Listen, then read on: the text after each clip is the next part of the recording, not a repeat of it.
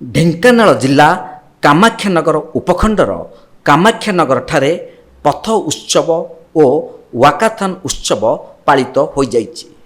ସ୍ଥାନୀୟ ହନୁମାନ ବଜାର ଠାରୁ ଜଗନ୍ନାଥ ବଜାର ରାସ୍ତା ଉପରେ ଉପଜିଲ୍ଲାପାଳ ନାରାୟଣ ଚନ୍ଦ୍ର ନାୟକଙ୍କ ଅଧ୍ୟକ୍ଷତାରେ ଏହି କାର୍ଯ୍ୟକ୍ରମ ଅନୁଷ୍ଠିତ ହୋଇଯାଇଛି।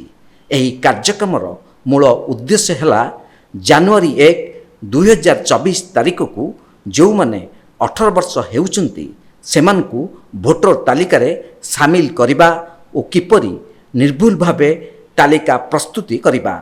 ଏଥିରେ ଉପଖଣ୍ଡର 2ଟି ନିର୍ବାଚନ ମଣ୍ଡଳ ପରଜଙ୍ଗ ଓ କାମାକ୍ଷାନଗର ନୂତନ ଭୋଟରଠାରୁ ଆରମ୍ଭ କରି ବିଭିନ୍ନ ବର୍ଗର ଲୋକମାନଙ୍କୁ ଏହି କାର୍ଯ୍ୟକ୍ରମ ମାଧ୍ୟମରେ ସଚେତନତା କରାଯାଇଥିଲା।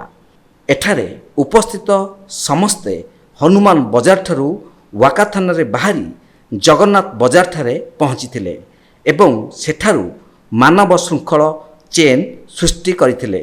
ତାପରେ ଉପଖଣ୍ଡର ବିଭିନ୍ନ ମହାବିଦ୍ୟାଳୟରୁ ଆସିଥିବା ଛାତ୍ରଛାତ୍ରୀମାନେ ନୃତ୍ୟ, ପଥପ୍ରାନ୍ତ ନାଟକ, ରଙ୍ଗୋଲି ଭଳି କାର୍ଯ୍ୟକ୍ରମ ମାଧ୍ୟମରେ ଭୋଟର ସଚେତନ କରିଥିଲେ। ଏହା ସକାଳ 7ଟାରୁ ଆରମ୍ଭ ହୋଇ ସକାଳ 10ଟା ଯାଏଁ ଚାଲିଥିଲା। ପୁଣି ଥରେ ମନେ ପକାଇ ଦେଉଛି, କଲେଜର ଛାତ୍ରଛାତ୍ରୀମାନେ ହ୍ୟୁମାନ୍ ଚେନ୍ରେ ରାସ୍ତାର ଯେଉଁ ବର୍ତ୍ତମାନ ଆମେ ବାଁ ପଟକୁ ଦେଖିବା, ଯଦି ଏପଟରୁ ସେପଟକୁ ଗଲାବେଳେ ଯେଉଁଟା ବାଁ ପଟ ରହୁଛି, ଯେଉଁ ପଟ ବିଭିନ୍ନ ମହାବିଦ୍ୟାଳୟର ଛାତ୍ରଛାତ୍ରୀଙ୍କ ଠାରୁ ଆରମ୍ଭ କରି ଅଧ୍ୟାପକ, ଅଧ୍ୟାପିକା, ବିଏଲ୍ଓଙ୍କ ସମେତ ସରକାରୀ କର୍ମଚାରୀ ଉପସ୍ଥିତ ଥିଲେ। ଏହି କାର୍ଯ୍ୟକ୍ରମରେ ଡେପୁଟି କଲେକ୍ଟର, ସହକାରୀ ଜିଲ୍ଲାପାଳ ମଦନ ମୋହନ ଜେନା, ଦୀପକ କୁମାର ମିଶ୍ରଙ୍କ ସମେତ ବହୁ ସଂଖ୍ୟାରେ ଲୋକ ଉପସ୍ଥିତ ଥିଲେ। हाँ, आज कार्यक्रम हूँ सचेतनता करवा जो election commission of India direction रही। तेणु यहाँ आम लोक सचेतन करेबू जो न्यू भोटर्स माने केमिति एड हे 1/1/2024 की जार 18 वर्ष हो प्लस फॉर्म 6, 7, 8 यहाँ को आम केमिति ठीक भाव में उपयोग करूँ से सचेतनता आज कार्यक्रम।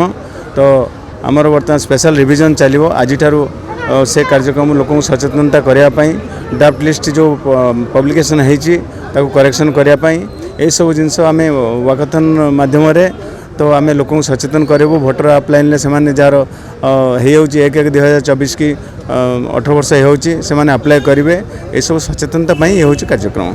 कामाख्या नगर प्रकाश कुमार पात्र रिपोर्ट तीर्थक्षेत्र लाइव।